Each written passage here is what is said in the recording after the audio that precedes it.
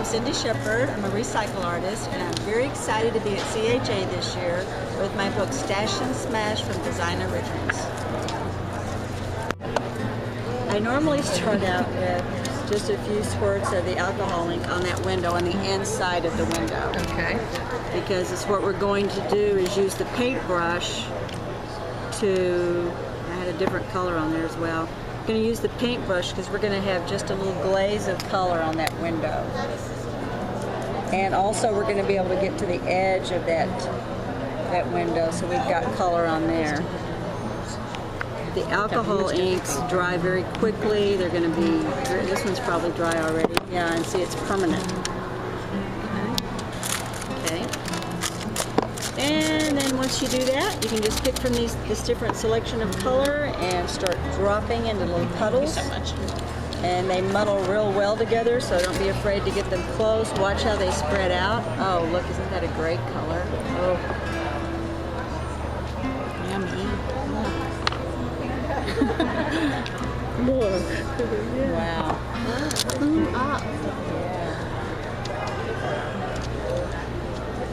I thank you just for the glassy window tip today. That looks so pretty. It does, doesn't it? Yes. And also, I didn't tell you, maybe I'll forget, but if you crackle it first on your window, it really becomes a glass. My kids will love that. And if you're not familiar with the portfolio crayons, The shop. Yeah, on the other side. are you familiar with the portfolio crayons? Nope. The oil pastels? Okay, there's something else you can try. Because I love to do these. Now, what makes these different than regular? They're water soluble. They're water soluble. Yes. So when you Aren't normal pastels water soluble? not oil pastels. No? Oil pastels are they are oil based. I will use them on my pages when I'm done. But they will repel water. These work with water. Oh, I see. They Right. They act as a resist. I'm getting my terms mixed up. All right. Right. So see here, I use my fingers all the time, so I blended 2 colors of that, and that's just on a blank envelope. Now, I've already told these ladies, but what I do also is to make these sturdier and thicker, gesso, when you apply that, that of course is going to be a brighter color when you put your paints on. I'll just use inexpensive craft paints, and then I'll come back in with some of the golden acrylics in those fluids. They're satin glaze. So, you can feel free to try these. And when we said they were water soluble, it means that you can take the color that you've got on there and use a brush, and it's going to spread that color. Can I have some water down here? Yes, you can. Thank you. Oh, it's like watercolors.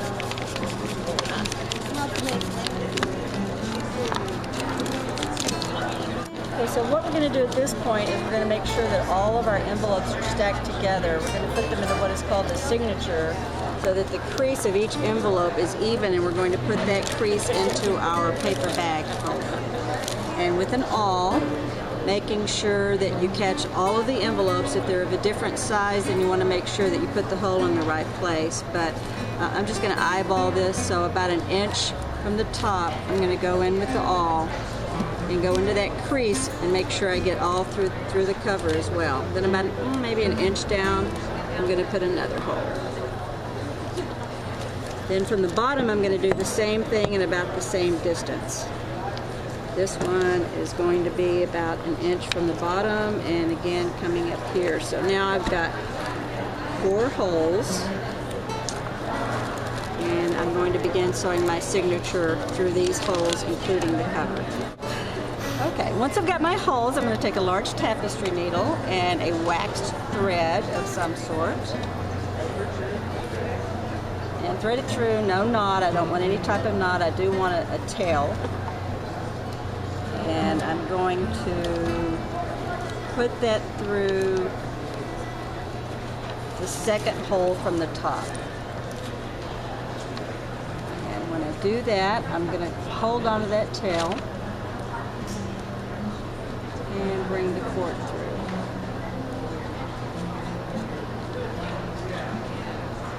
Okay, still got my tail, a little bit of it. I'm going to go back up through the top from this angle.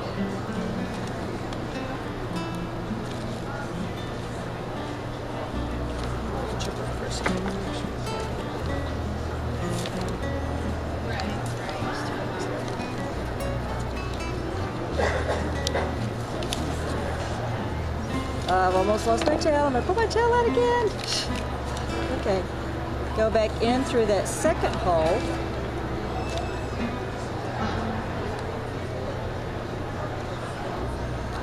And turn it on its back. And come through this second hole from the top.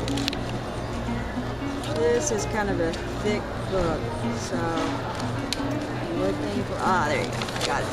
Okay. So once again, I'm going to go through the top hole.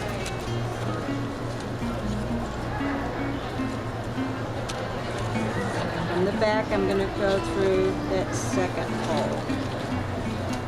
Now what I have ended up with is 2 pieces on each side that I'm going to tie into, rather taut, not terribly so.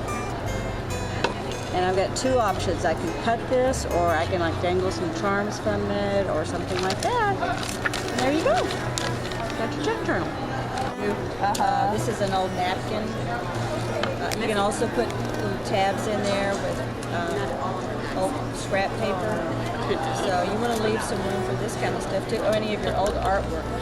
That's fun. Oh, that's very cool. How did you do that background? Well, this is I was in a class that did acrylic pours.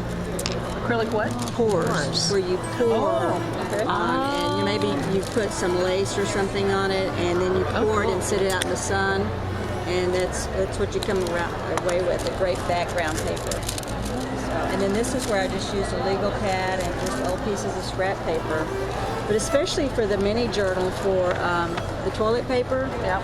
You know, those little bitty images that you never know what to do with. You know, this is a stamp collection, but that works in these and that. Something that gets lost on a large collage, you can just easily put it in your journal. And then maybe even use a little portfolio crayon or regular paint to kind of highlight it by putting a circle or anything. Use your gel pens. So you can leave room for all of those kind of things too.